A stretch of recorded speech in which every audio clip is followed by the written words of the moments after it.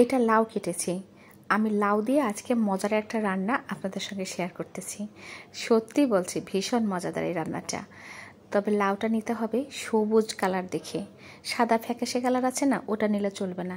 মানে আমি লাউয়ের সবুজ অংশটা যেন সবুজ থাকে সেই চেষ্টা করি। মানে পাতলা করে ছুলে নিতে হবে যেন সবুজটা ঠিকঠাক থাকে। তো লাউটা ওইভাবে ডমডম করে কেটে নিয়েছি। আর এই তো এখানে কিমা রেডি করেছি।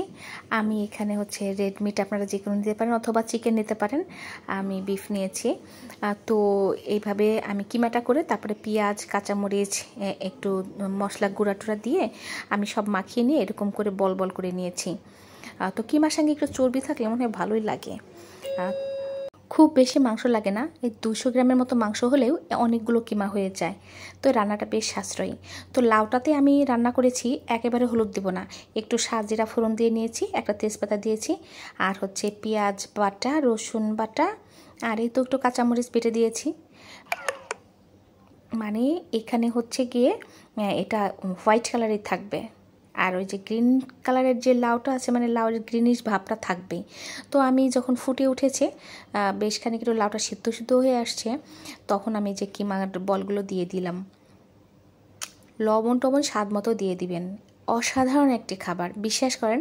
এর যেই মানে ঝোলটা দিয়ে আপনি ভাতটা খেতে আপনার খুব ভালো লাগবে।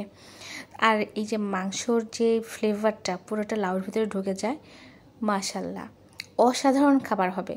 আপনি যদি গেস্টও আপ্যায়ন করেন, খেয়ে বলবে যে এটা কি খাইলাম। তবে এটা আমার চাল কুমড়া দিয়ে বেশি ভালো লাগে। চাল কুমড়াটা একদম কচিটা নেবেন, আর ঠিক ওরকম করে চেঁচে চেঁচে কেটে নেবেন যাতে নাকি গ্রিন ভাবটা থেকে যায়।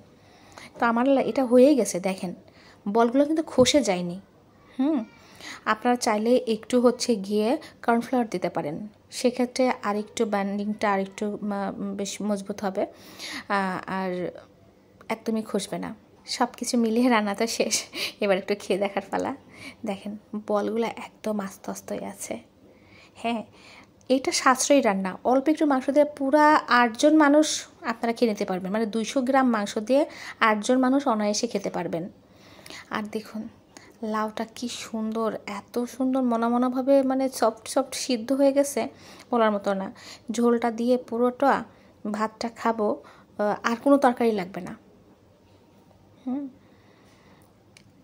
আমি মানে যতবার এটা খাই ততবারই আমার ভালো লাগে, এবং আমার পরিবারের সবাই পছন্দ করে, ভীষণ পছন্দ করে। আমার ননদ এসেছিল, তাকে, আমার বড় ননদকে আমি এটা রান্না করে খাওয়াইছি। সে বলছে এটা কি খাইলাম, বাড়িতে যেহেতু সে কচি লাউ তাদের আছে, সে রান্না করে খাবে। মাশাল্লাহ অসাধারণ হয়েছে। ধন্যবাদ সবাইকে।